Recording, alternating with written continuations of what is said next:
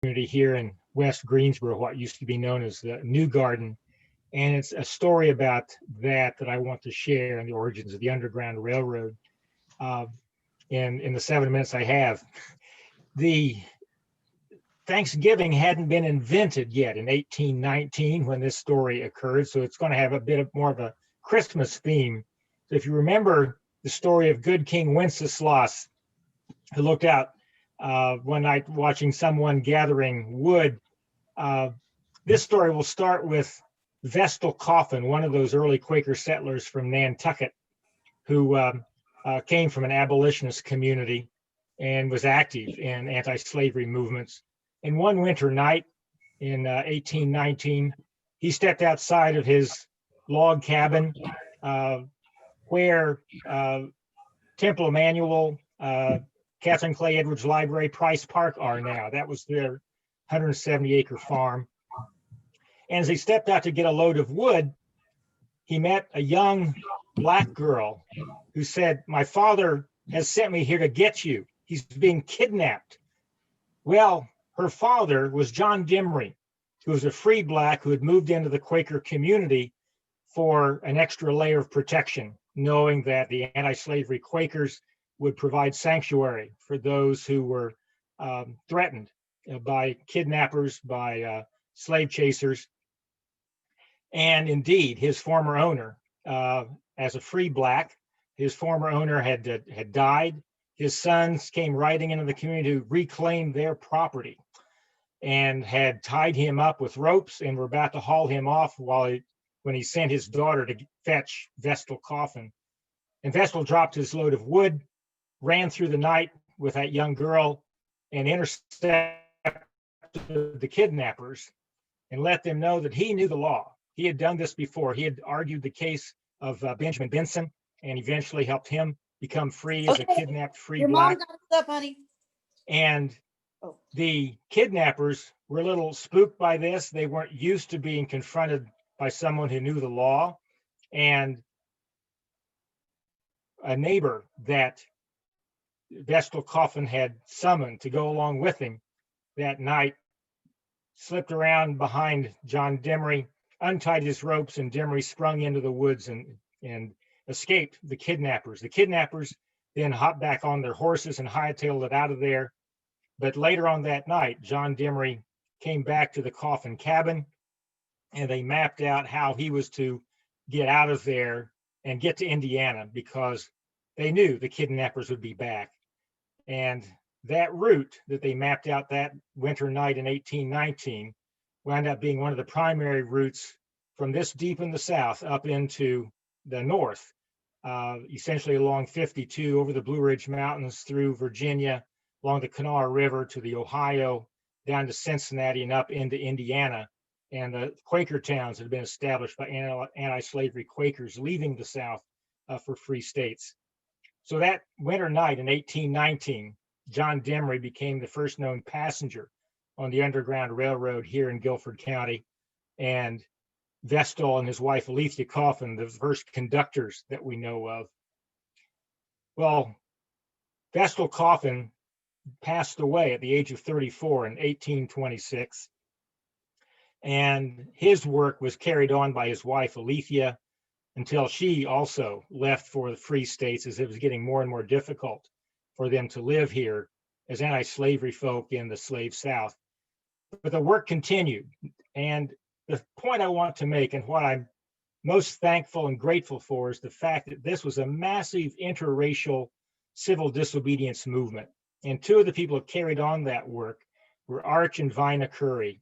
Arch was a free Black who owned and farmed 12 acres along Horsepen Creek in the New Garden community. And when he passed away in the early 1830s, his wife, Vina, inherited his papers, and she was on staff at the New Garden boarding school, now Guilford College. And as she was scrubbing away the students' clothing or doing other housekeeping chores on that staff, she would quietly hand off these free papers to enslaved persons anxious to get on that Underground Railroad and get to the North. And they would then hand off those papers to a Quaker who would bring them back down. She got 15 people out of here to freedom just by scrubbing away and handing off those papers. And I want to end there with that note of gratitude that this was a massive interracial cooperative movement of whites and blacks working together to address social ills, the evil of slavery, and that this massive civil disobedience movement for the cause of human betterment preceded what most of us know about here, the sit-in movements, the civil rights movements of the 1950s and 60s by 150 years. And it was right here, and I'm grateful for that. Thank you so much, Max. And Max, I know used to do tours of both the cemetery and I think a tour that used to do around Halloween as well, right? That didn't happen this year with COVID. But are there ways for people to hear more about these stories? No, I know, Max, you've written a book that captures some of these stories. And do you just still do tours for people, perhaps if they reach out to you? Sure. I'll say a couple things. One is just in time for Christmas holiday giving or Hanukkah, there's a book of about 46 stories of these workers for social justice who are buried in the New Garden Friends graveyard there next to Guilford College. It's available down at Scuppernong, so you can stop by. It's the Tales from the New Garden Friends graveyard. It includes Vestal Coffin, Alethea Coffin, and other workers, and not only for this social justice issue of the Underground Railroad, but many, many others. And yes, happy to give tours of that graveyard and of the Underground Railroad woods that is part of the current Guilford College campus. Lyndon has my email contact, happy to provide those tours for individuals or groups. And this time of COVID, it's big enough woods that we can be socially distanced and still hear the stories. Great, thank you so much, Max. And Max, who's long been at Guilford, has had a very, very significant impact. As I was telling people around about that Max was going to be speaking, almost everybody that I spoke with knew Max and had some kind of encounter with him. So thanks for all you do, Max. Thank you. Another person that I'm really grateful to have met is Mary Magrinat. And I didn't know of Mary, but I knew of a wonderful piece of land that she had kind of developed, which is the healing garden that sits by the Cone Cancer Facility there at the Wesley Lone Hospital.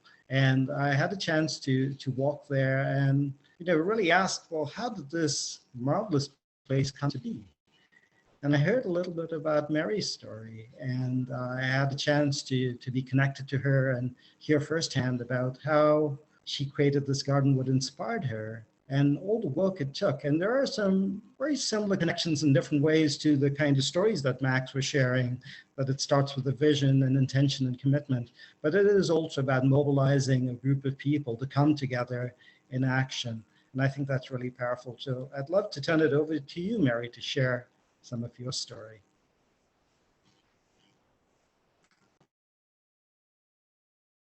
Mary, you're muted, by the way. Uh-oh, okay. Here we go. I'm going to put on a slideshow for us to see. If you give me just 1 second, here we go. So I am pleased to talk to you this evening about the Healing Gardens, which are truly a gift from the community to the Cone Health Cancer Center. It's a gift because these gardens were developed by volunteers. These gardens were entirely funded by contributions from our generous community, and our wonderful healing gardener volunteers maintain these gardens.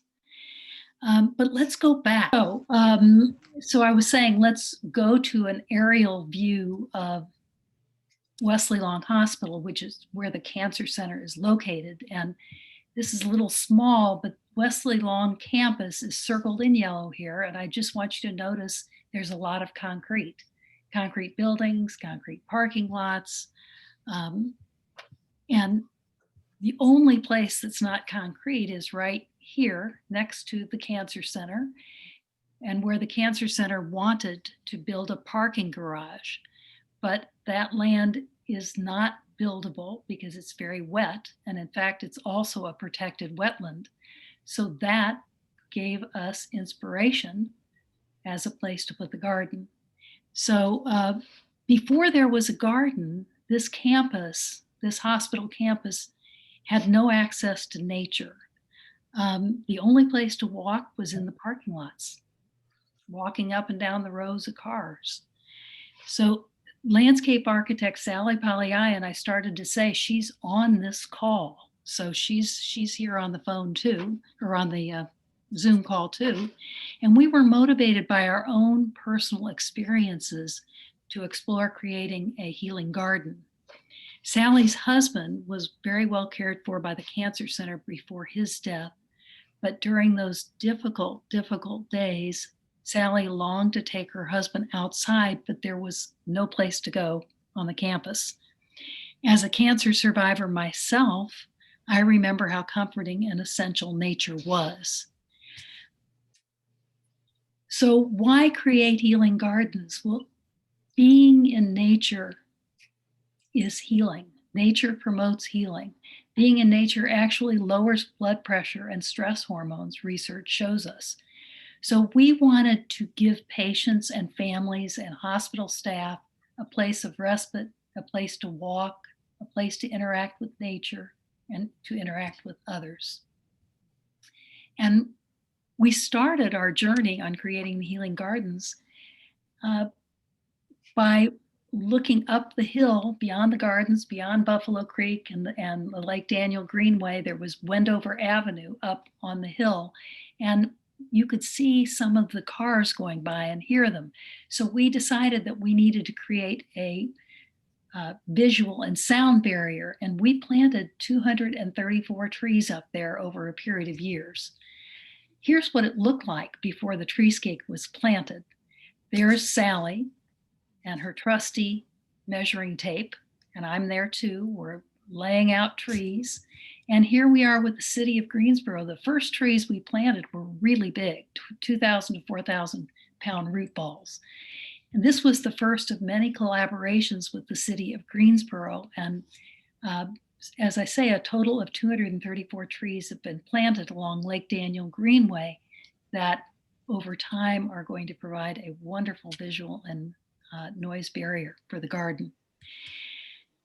The next thing that we did was in 2014, we worked on planning. We met with a hospital committee. We held town hall meetings with hospital employees. We met with individuals, foundations, businesses to ask for support.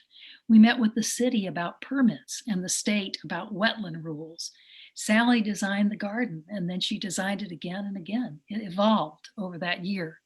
And finally, in 2015, we were ready to start. And here's the way the wetland looked before we started.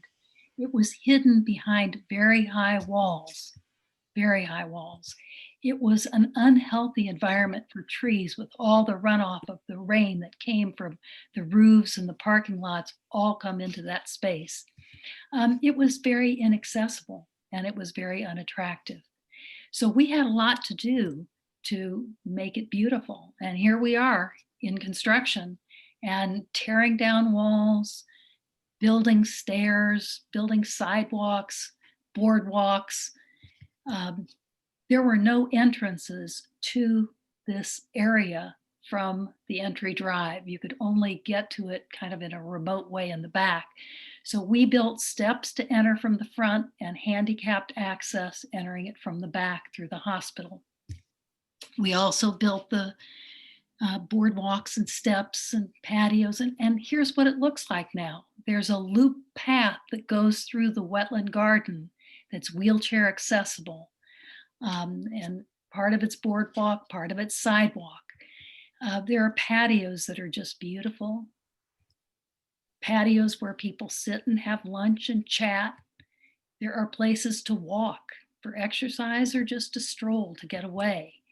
There are benches all over the garden so that if you're a patient and you're sick and you feel weak, you have a place to stop and rest.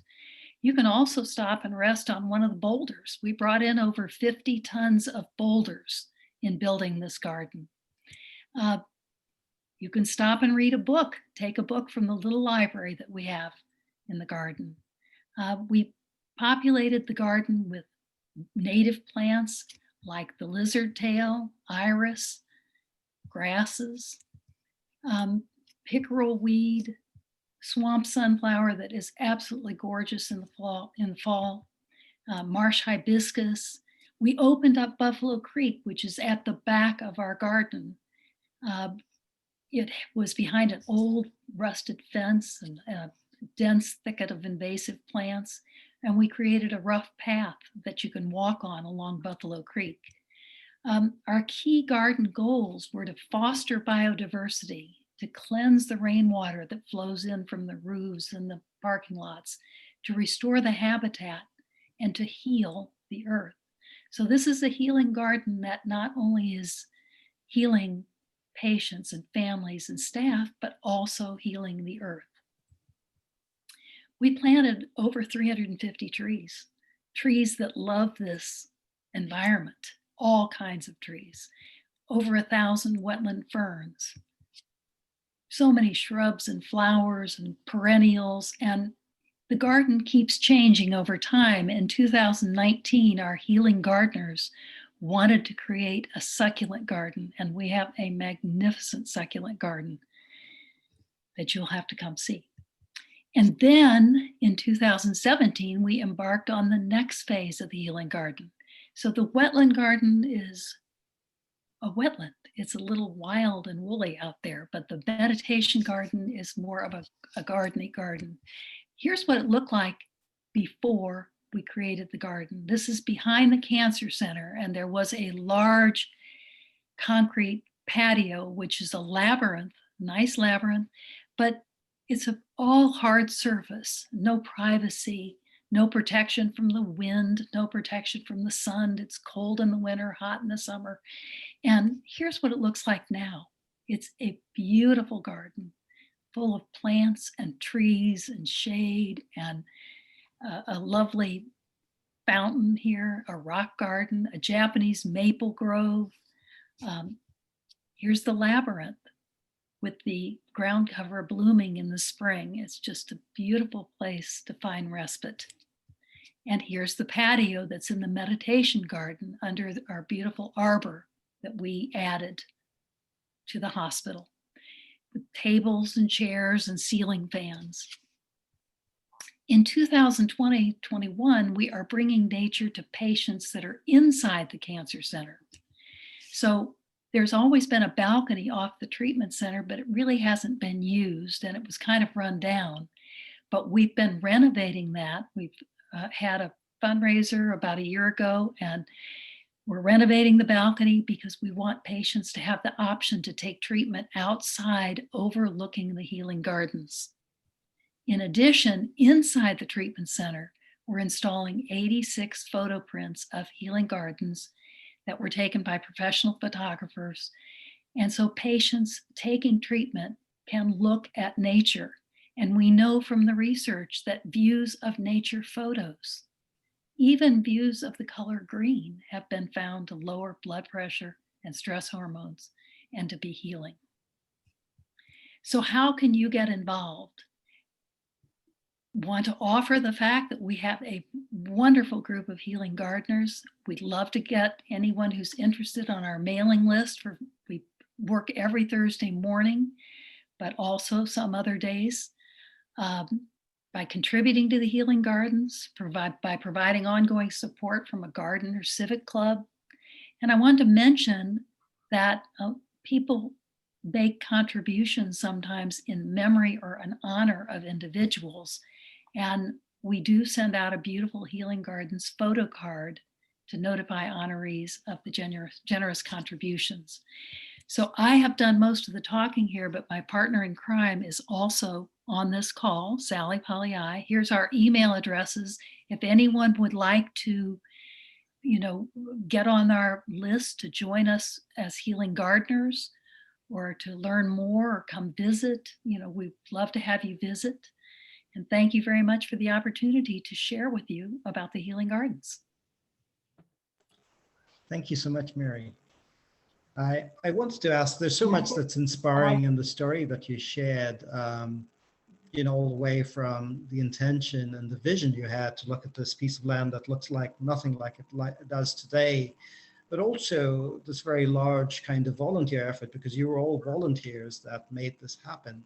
And could you maybe just for a bit, just talk about the human side of it? What did it take to actually bring people together to make something as marvelous as this happen? Because I'm deeply inspired by that. Well, you think one thing that has been very wonderful about this is the collaboration that Sally and I have had on this garden, because we're very complementary. I mean, she is the landscape architect, the creative, I'm creative in a different way, but I'm more business, I'm more, the organization part, but the two of us have worked together to involve other people. And yes, you're right. I mean, really, the key to making this happen, one person can't make this happen. Two people can't make this happen. So this really started when we were so fortunate to get a seed grant, no pun intended, of $10,000 early on, very early on. And that allowed us to kind of survey the land and really kind of understand it better. And then the hospital and the cancer center, seeing that we got that support, they agreed to create a committee. And that was the beginning of getting everybody involved.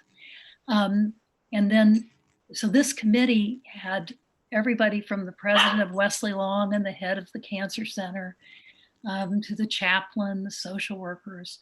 And from that committee, as we developed the ideas that we would make into the Healing Garden, then we went out to the community, and that's where we tried to build community support. And then we built a steering committee. We did town hall meetings with employees at the hospital to garner support from employees. And, it was a process. And then after we were done building, the most amazing and wonderful thing is our group of healing gardeners.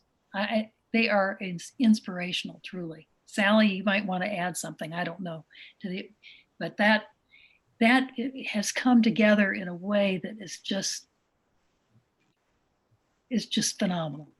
So we have a wonderful group of people. They're dedicated. Go ahead, Sally, if you have. I have never met a more generous group of people in my life, and dedicated. It's really cool because all these people, they get it. They understand this really intrinsic, connection that we all have as human beings to nature, and how, well, Mary hit the nail on the head when she said, yes, we were creating a garden that was there to help heal folks, but we were also there to help heal the earth, and the earth was not very healthy there. And the more that we do there to beautify it, to make it healthier, to make the water clearer, to get all the birds and the bees and all of we have so many critters there now. I mean, it's just such a healthy environment that people just keep coming. It just makes your heart feel so good. It just really does. It's pretty cool. Thank you, Sally. Yeah. Well, Mary and Sally, thanks for this gift that you've given Greensboro. It's an inspiring story of what's possible, again, from seeing an opportunity and creating a vision and bringing people together to make it happen. And it represents to me so much of the potential that we have in this wonderful community for Greensboro to build a place that is something that creates spaces and beauty for everyone who lives here. I think that's part of the story that Max told us from way back in the day, and the story that you shared as well. And Mary, it would be okay to stop sharing, because I'm going to turn it over to our next presenter, Karen. So thank you once again. So Karen is somebody that I met and some of you might know. And I think, Mary, it might require you to say stop sharing. And I'm guessing it might be at the bottom of the, there we go. Yep. And Karen Archia is somebody that I met at Deep Roots Market when I was there. And it turns out that I met her frequently there, and she was always seated there creating art, but doing it in a way that was inviting other people to participate. And as I learned more about what she was doing with her public art project, I also learned that she had been a central figure in creating a resource that many of you might have also known, called the People's Perk, which is a coffee shop that was all about community. And so Karen today is somebody who continues in the midst of COVID to advance art using technology, and is yet another example of somebody who's taking her gifts and putting it out to enrich the community. So over to you, Karen, to share a little bit of your story. Thank you, Lyndon, for that great introduction. I have to say, I feel so at home in this group. Max, my mother, who is an ancestor now, spent 50 years as a social worker, and it was because she joined a Quaker social action group at West Virginia State University in the early 50s, and it was the only multiracial group on campus. And it was that work that inspired her to go into social work, and she did a lot of human relations work and actually did the first interracial adoption in the state of Wisconsin in the early 60s. So that I have that connection. And then I'm also friends with Allie Brown, who works in the Healing Garden. Wow. So, yes. Oh, yes. So we love Allie. We love Allie. yes, yes, I love Allie too. So, you know, already I feel like part of a community. And I think that's what I'm so grateful for about Greensboro, that just like art and community coming together, especially here for me, and the warm and welcoming people, the People's Perk. I started with my former business partner, the wise and delightful Nancy Link, and then I operated it on my own for 3 years with Nancy and 3 years on my own. Both of us connected on the fact that we had been colleagues and we were both painters. And so we had a studio in the shop and we sold our work in the shop along with making work there in between customers and, coffee drinks, and really tried to create a nice community sanctuary, artful atmosphere. It's like, for example, the first year we asked customers at our first anniversary party to do self-portraits. And so for a number of years, we would collect them. And I still have them. I have over 250 customer self-portraits that I still, have in my part of my belongings. And then when I took the shop, was running it on my own, I decided I wanted to do a community-based art project. And I partnered with Greensboro Mural Project. And we did something called the Wonderful Women and Fabulous Femmes Mural, where we highlighted women of color who were social justice warriors. And this, I just have a postcard here. I don't know if, well, you can see that. But one of the key figures here, we decided to make it inclusive. We invited the community in to nominate folks, and then Greensboro Mural Mural Project narrowed it down to some finalists, and then I had customers come in for a few weeks and vote. And so we ended up with a really nice sort of 4 key figures, and then the lead artists were also Guilford College graduates from the art program, Gloria Williams and Terry Jones, 2 fabulous artists. And at the unveiling, Bree Newsom, who's one of the key figures, and I don't know if you remember, Bree climbed the flagpole and pulled down the Confederate flag as an act of civil disobedience in 2015. So she was there for the mural unveiling. And the mural, when I did it with Greensboro Mural Project, I thought maybe I'd keep it up for 6 months or a year, but it just became an iconic part of the shop, and it set the signal that everyone was welcome. And so it ended up just becoming a key part of the People's Perk and part of its feel as a sanctuary. And so for me, even though I decided to close the Perk, it was a beautiful and wonderful adventure. Ultimately was unsustainable. So I made the announcement, and, it was a difficult decision. And when I announced it in a video on social media, I was so just affirmed by the outpouring of support. And so many people came in and thanked me for the work that I had done and helped me clean and close the shop. And I tell folks, I never took out a bag of trash the last 6 weeks because people were coming by, buying mementos. They'd say, can we help you at all? I'd say, oh, take out a bag of trash. And so even on that last day, I had a customer carrying out the last bits of trash and helping me clean up and close out. And it was a lot of work and a lot of emotional investment and a lot of tears were shed. But I have to say, it underscored the community aspect. It underscored the fact that that had been just a physical space, that it was the people that mattered and the connections that we had made. And so after I closed the Perk, I needed some time for respite. And I know this is another thing Lyndon and I connected on. I went on silent retreat to 2 monasteries. And when I came back, I decided I really wanted to center my art practice. And I wanted to invite people into that because I believe just with the shop, with the portraits, I believe everyone fundamentally has a creative spirit. And we just need time and space and support to allow people to express that creative spirit. And that's where public art practice came from. I had a wonderful opportunity and received a scholarship to go to Penland for 2 weeks last summer, or summer of July 2019, last summer. Boy, this year seems like it's been so long. That's a year ago. And I met an artist there who is still continuing to mentor me now for a 2-week workshop. And I was going through a really frustrating moment, and he walked up to me at my desk and said, "May I draw with you?" And I said, "Sure." And so he worked me through this moment just by the simple act of asking me to draw with him. And I decided that's what I wanted to do.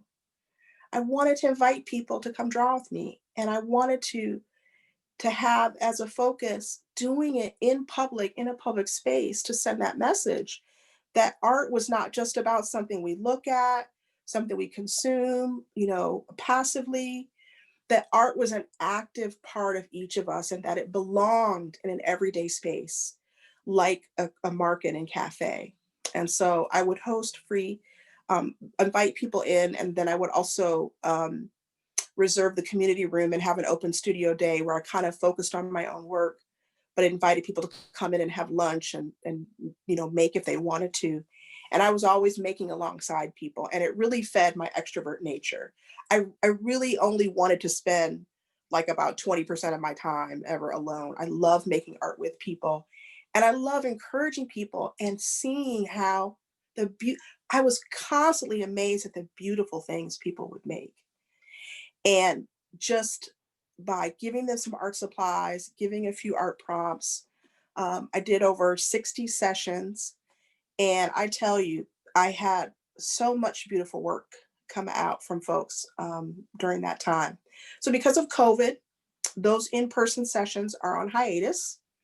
I had done a couple of art making sessions at the library as well, where we did some round robin painting and painted on each other's canvases as an act of affirmation and community connection. So those are on hiatus. But what I've done is during COVID, I've taken some time to kind of focus in on my own artwork and do some more reflection. And it's been a struggle, I'll be honest. As I said, I'm an extrovert. It's been a struggle, but I have to say that I'm also grateful for this time to really reflect, discover new things about myself, and then find new ways to connect in community. Public art practice has been partnering with the Center for Visual Artists as of late to do some artist interviews. And that has been a really fun endeavor. And so for me, letting people know about the great talent that we have in the community has really been an important part, I think, of building that community aspect. So I'll just show you, I thought maybe I would show a few pieces of artwork, but I'll just show you that one, my favorite one. I'm working on something called the Black Is series, where I'm using Sumi ink, which is charcoal and water, and it's Japanese calligraphy ink. And I'm creating pieces with that. Sumi ink is really me in a jar. I really love Sumi. And so for me, it expresses my identity, as well as my creative spirit. So let's see, I had one up here. So this is one of the pieces of the series that it's based on the photo on the left. So my work is the ink work on the right, and it's called Black is Universal. And when I saw this picture, this is an Inuit woman, photo taken in 1903. I looked at her and I just felt like I was looking at family. I felt a connection. And so I wanted to draw her and interpret her in my way. And so I created this piece called Black is Universal. So some of the other pieces, I'll do a quick, this shows, let's see.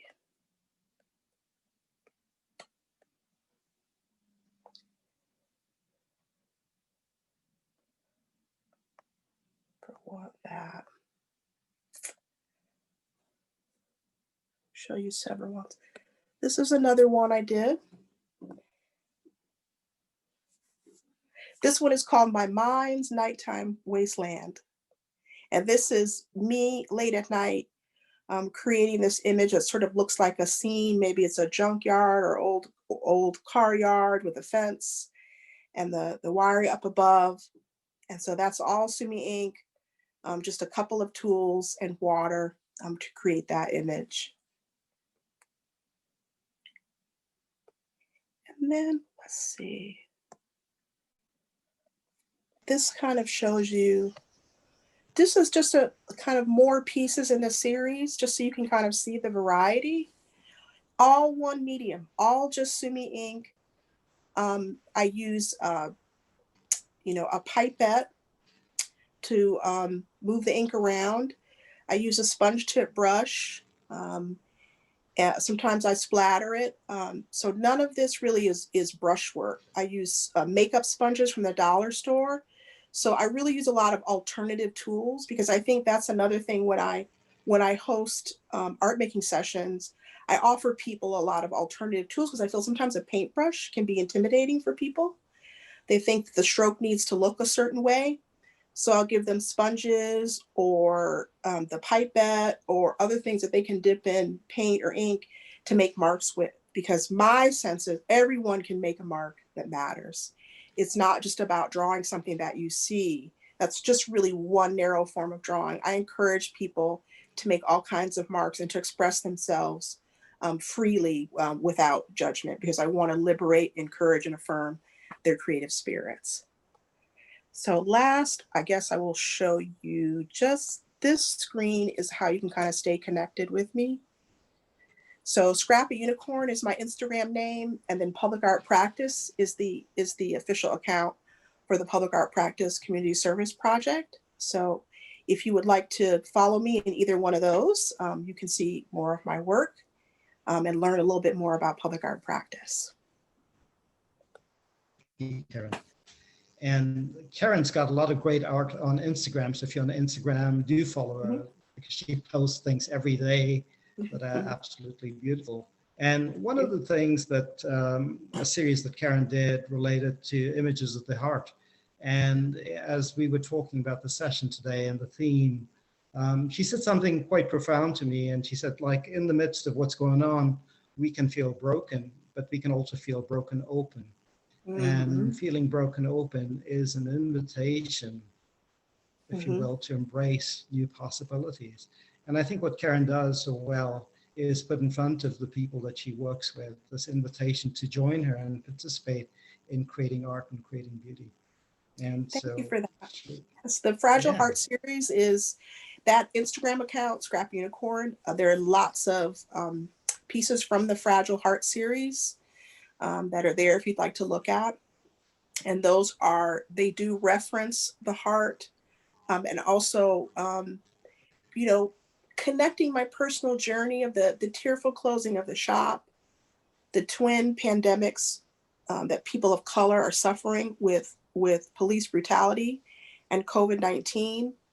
I'm trying to elevate tearful release, that you know, it's appropriate for us to cry. It's okay to let the tears flow, that we need to do that in order to get to healing.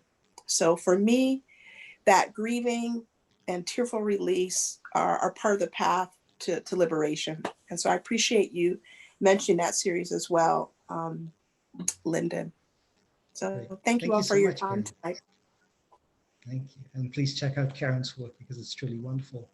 So our last speaker for the night is Paula Pierce. And Paula is somebody that I got to meet with relatively recently, but also has a fascinating story of giving, and somebody who grew up in Greensboro in the early days when it was very much a segregated city, but was pressed into a lot of service work by her parents, and wound up going away and living a full professional life elsewhere, but really came back to Greensboro and once again embraced the city and the downtown zone, and has been very active in being a volunteer in so many great institutions and efforts in the city. And I'm hoping that Paula here can share a little bit of a story, but also what it means to actually be a volunteer, because many of us feel there are things we might like to do, but we don't know how to get started. And we feel like we might need to be invited in. But Paula is somebody who's been able to transcend those boundaries and find a way to give so much of her gifts to so many community organizations. And she can also speak, I think, to some of what it is that she gets by this act of giving. So over to you, Paula, and thanks for joining us tonight. Well, thank you for the invitation. First of all, I'm going to let you know where I grew up. It was not Greensboro, but I'll get to that in a moment. I did have a long career, 35 years in the federal government.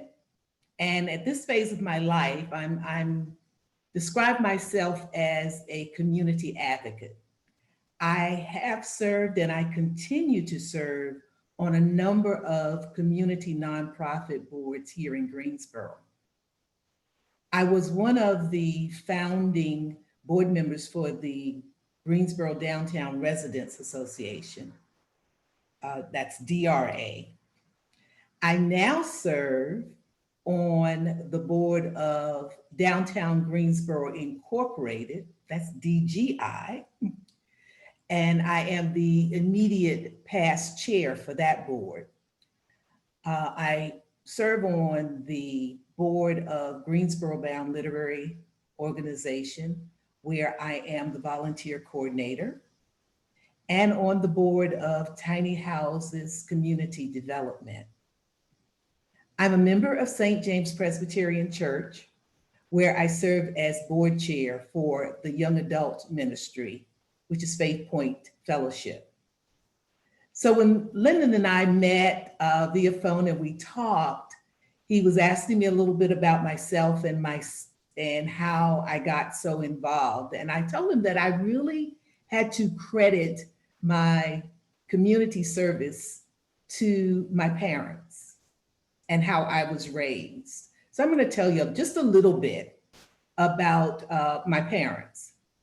So first of all, I was born and raised in Eastern North Carolina during the Jim Crow period. And as you know, those were the laws that were in place to keep Blacks and whites separate, with the intent of disenfranchising Black Americans and depriving us of political, economic, and social gains. The civil rights movement came along really to fight against the Jim Crow laws. But change came slowly, very slowly, to the segregated communities in the South. But this did not keep the Black communities during the late 50s and 60s from coming together to figure out how to advance themselves and prepare their children for success, me being one of those children, even while they were fighting against suppression and discrimination. My mom and dad and other adults in our segregated community served that community. They worked in that community. They set examples for us. My dad was an ag teacher who attended North Carolina A&T. He established a chapter of the Future Farmers of America. He established a veterans program for farmers on the GI Bill for those who had served in World War II, like he did. And in the 60s, he started the Head Start program in our town. My mom set up the segregated public library, the county library, in the late 50s. She was a Girl Scout leader, and for a couple of years, she served as PTA president. After getting frustrated about services or the lack of town services in the Black community, my dad ran for a seat in the mid-late 60s on the town board of commissioners. He was elected and served for 9 consecutive terms. For 36 years, he served the town of Warsaw, North Carolina, in eastern North Carolina. So I have to say the life lessons I learned from mom and dad have carried me through my career and my community work. My sisters and I were raised to be confident about who we were. We were raised to pursue opportunities that would propel us to get to the next level, as well as to give back to our community and to others. So I'm going to fast forward because I don't have enough time to talk about my career and what I did there. I'm going to fast forward to retiring and getting involved in the Greensboro community. It didn't take long after I retired and decided to move to downtown Greensboro that I attended a gathering at Natty Green's with folks that were talking about forming a downtown residents association. I believed in what I heard, and I thought the group had some good ideas, so I decided to join. And we formed a 501c3 nonprofit so that we could raise funds to help with downtown projects. We started connecting residents that live downtown and those that wanted to get involved with our organization with the businesses downtown. So the way we did that, we had roving meetings. Every month we would take the meeting to a new business so we could introduce residents to business owners and we could start making connections. Working in the community and making connections has seemed to be a good fit for me. I started volunteering. I also started volunteering at festivals and events downtown that resulted in me meeting more people. I have friends that live in various parts of Greensboro.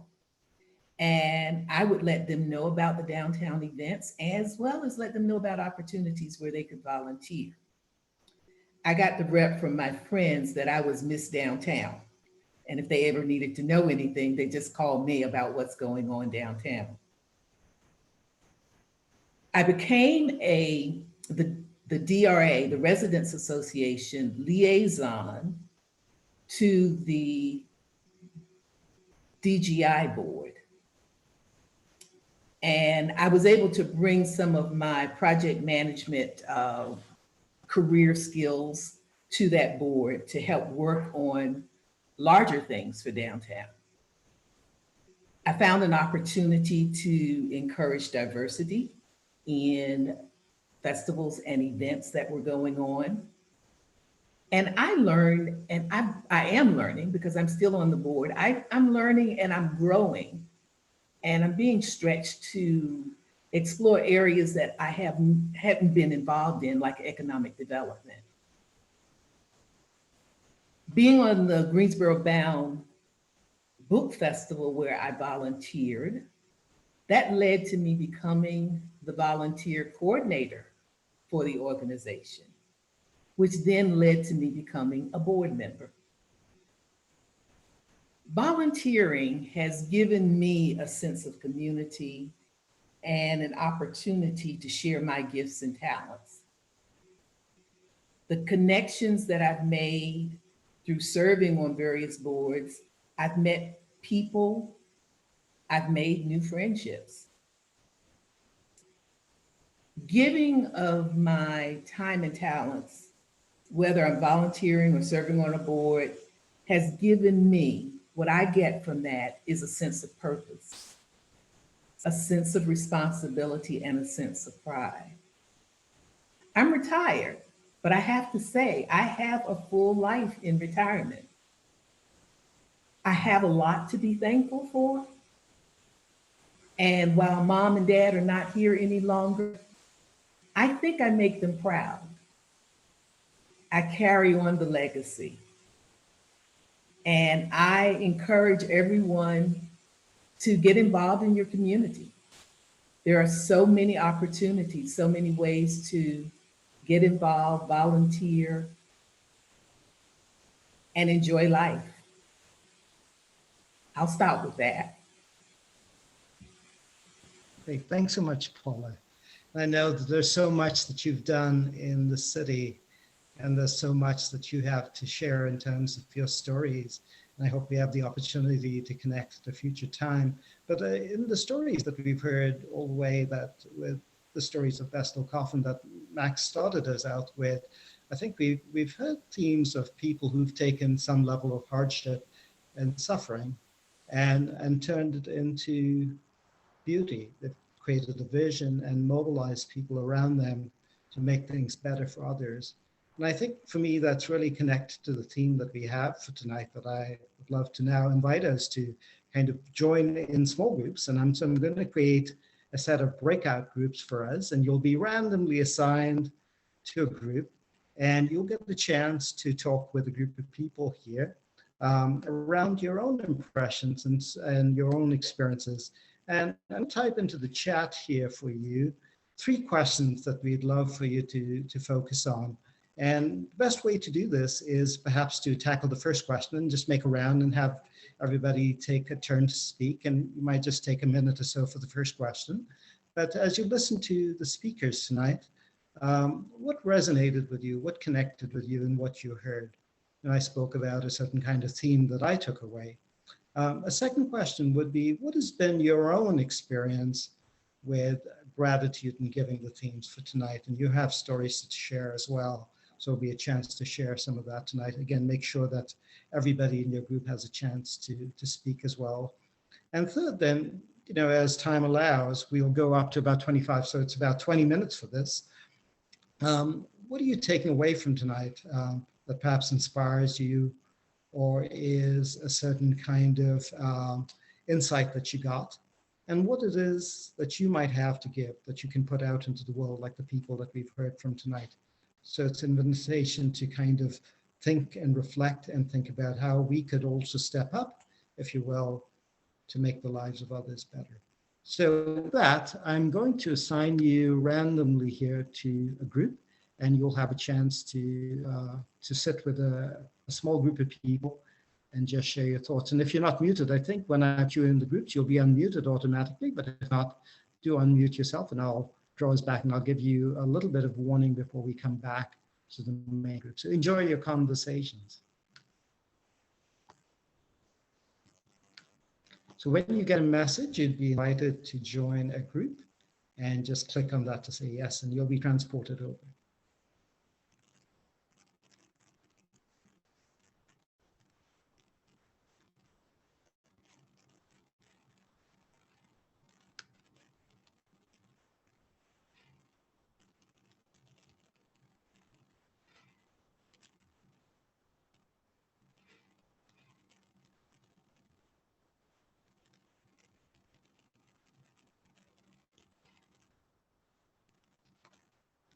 Laura, I still see you here. Were you not assigned to a room?